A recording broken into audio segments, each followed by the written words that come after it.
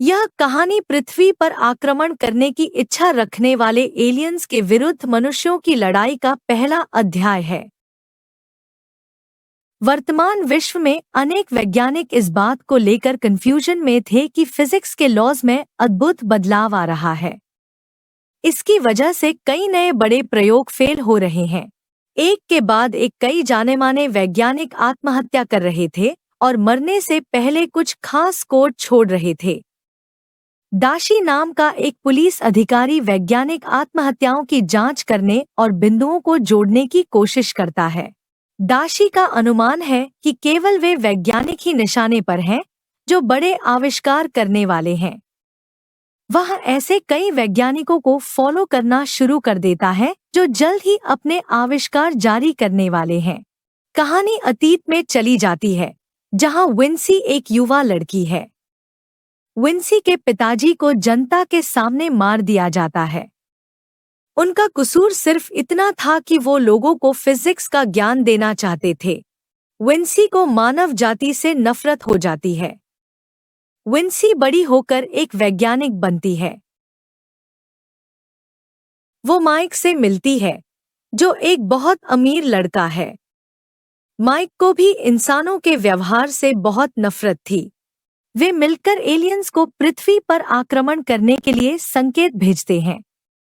उन्हें लगता है इंसान कुछ ही वक्त में अर्थ को पूरी तरह से बर्बाद कर देगा। माइक ने एक बड़ी सी शिप पर से संपर्क करने के लिए उपकरण लगा दिए थे।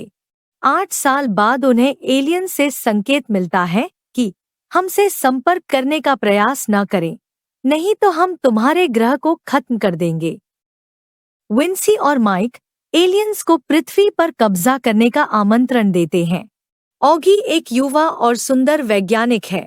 वो एक शक्तिशाली नैनो फाइबर का आविष्कार करने वाली थी। नैनो फाइबर एक ऐसी सामग्री है जो बहुत छोटी, लगभग अदृश्य लेकिन फिर भी बहुत मजबूत होती है। यह आर्म्स एंड एम्यूनिशन की दुनिया में क्रांति ला सकता है। उसे कोड जैसी कुछ उल्टी गिनती दिखाई देने लगती है।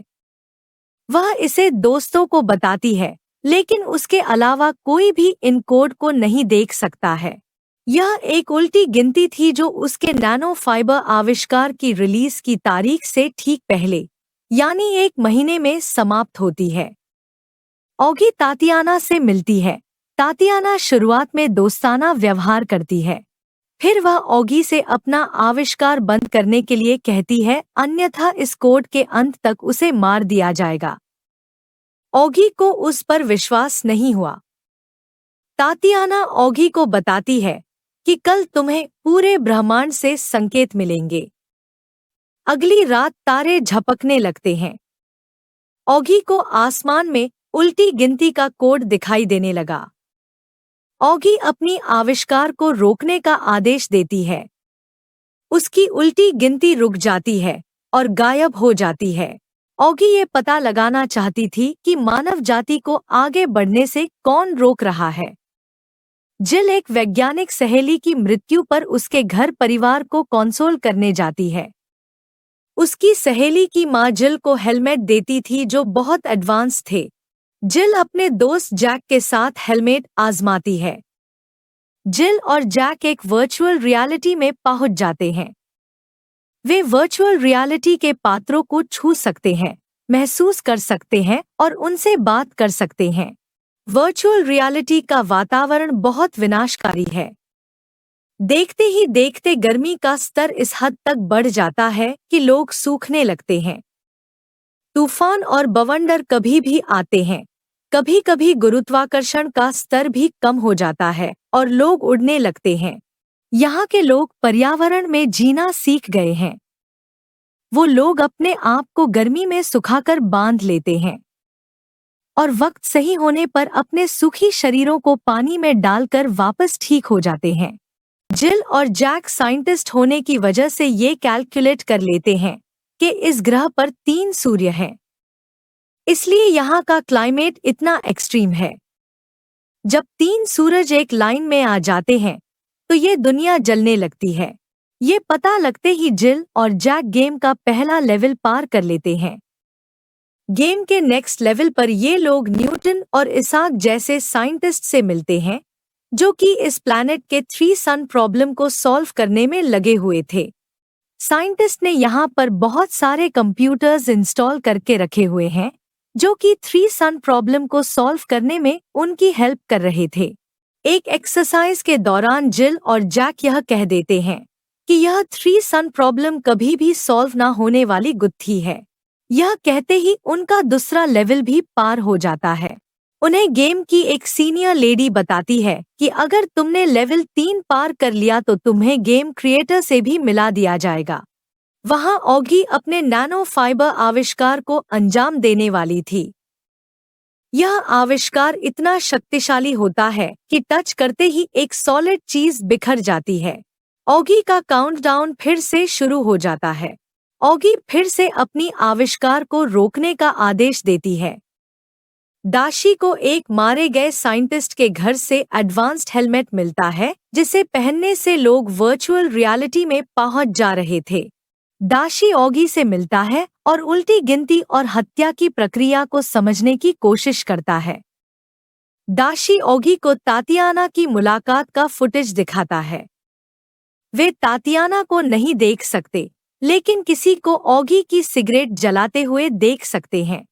किसी एडवांस्ड एआई टूल की वजह से सीसीटीवी से तातियाना को गायब कर दिया गया था। दाशी ओगी को हिम्मत देता है कि वो हर कदम उसके साथ है। गेम का तीसरा लेवल पार करते ही जिल और जैक को तातियाना से मिलाया जाता है। तातियाना उन्हें बताती है कि जिल और जैक जहां थे वह कोई वर्चुअल रियलिटी नहीं बल्कि एक्चुअल प्लैनेट है जो कि पृथ्वी से 4 लाइट ईयर्स दूर है।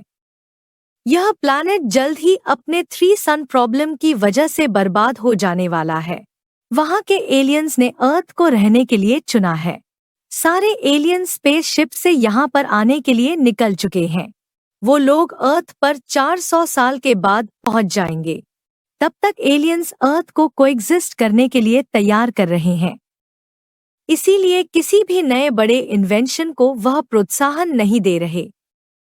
इंसान अगर ज्यादा एडवांस्ड हो गया तो वह 400 साल बाद एलियंस को हरा देगा।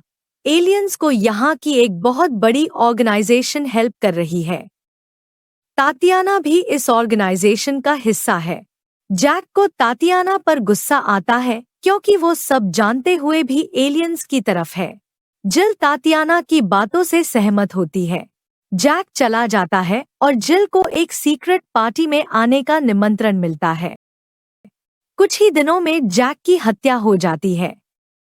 जिल तातियाना के बुरे लक्ष्यों को समझती है। वह रोती है और ऑगी से मिलती है। जिल ने खुलासा किया कि जिल और जेक एलियंस के पृथ्वी पर आक्रमण करने की योजना के बारे में जानते हैं। वह सीक्रेट ऑर्गेनाइजेशन के बारे में भी बताती है। वह तातियाना के प्रस्ताव को छोड़ना चाहती है, लेकिन वह जानती है कि उसे तुरंत मार दिया जाएगा।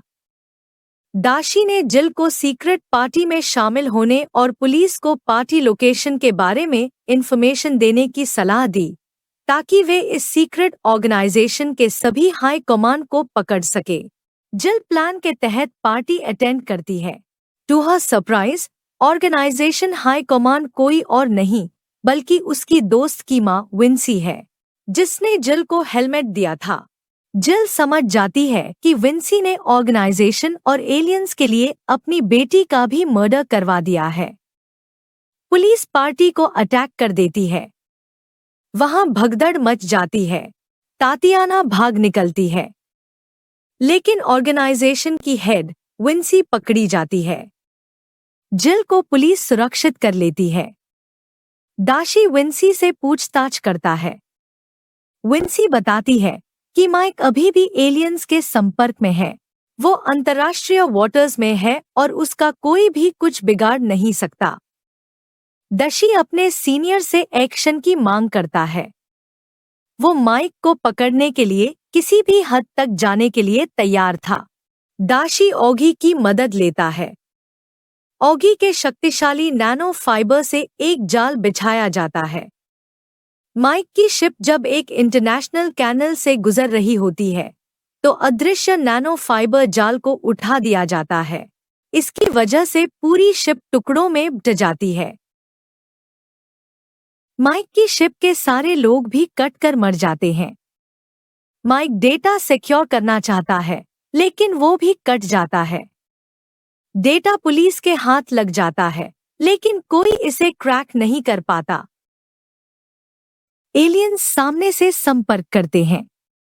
जिल और सीनियर ऑफिसर से मिलते हैं। एलियन बताते हैं कि इंसान बहुत कमीना और कपटी है। वो अपने लोगों तक को नहीं बख्शता। पर इंसान ने जल्दी ही बहुत तरक्की कर ली है और उन्हें डर है कि इंसान एलियंस की टेक्नोलॉजी से भी आगे चला जाएगा। इसलिए एलियंस ने पूरी धरती के ऊपर एक हाईटेक सर्विलेंस लगा रखा है। एआई एडवांस्ड सर्विलेंस की वजह से एलियंस पृथ्वी की सभी हरकतों पर नजर रख पा रहे हैं। इसी वजह से पृथ्वी की फिजिक्स में बदलाव हो रहा था, जिसकी वजह से सारे वैज्ञानिक परेशान थे। एआई कवच की वजह से एलियंस अर्थ को 400 साल दूर से भी कंट्रोल कर पा रहे थे। जो एलियंस के साथ नहीं, उन्हें सीक्रेट ऑर्गेनाइजेशन की मदद से खत्म किया जा रहा था। एलियंस एआई कवच को सभी के लिए विजिबल कर देते हैं। देखते ही देखते सारा आसमान एक कंप्यूटर मशीन जैसा दिखने लगता है।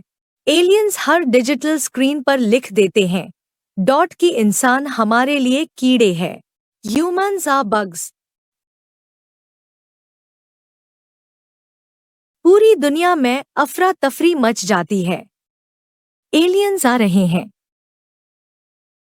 यूनाइटेड नेशन की मीटिंग में इस मामले को गंभीरता और सहयोगिता से डील करने के लिए सभी नेशन राजी हो जाते हैं। जिल के नेतृत्व में एक साइंटिस्ट ग्रुप तैयार किया जाता है। कुछ ही सालों में साइंटिस्ट रोबोटिक कैप्सूल तैयार करते हैं जो लाइट स्पीड से एलियंस तक पहुंच सके। जिल का एक साइंटिस्ट दोस्त इस प्रोजेक्ट के लिए अपना ब्रेन तक देने के लिए राजी हो जाता है। जैसे ही यह एलियन जहाज से टकराएगा, यह ब्रायन तुरंत सारा डेटा धरती पर भेज देगा। ब्रेन को कैप्सूल में लॉन्च कर दिया जाता है। दुर्भाग्य से अंतिम क्षण पर यह स्पेस कैप्सूल अपना रूट चेंज कर देता है। मिशन फेल हो जाता है। अगले मिशन के लिए भारत से एक आर्मी मेजर को बुलाया जाता है, जिनकी लीडरशिप में चांद पर एक बेस बनाया जाएगा। यूनाइटेड नेशन बताता है कि हमारी सबसे बड़ी ताकत हमारा दिमाग है। एलियंस का एआई कवच हमें कुछ भी दिखा सकते हैं, पर हमारे दिमाग को पढ़ नहीं सकता। इसलिए हमने 3 दिमाग चुने हैं जो इन एलियंस के विनाश के बारे में सोचेंगे।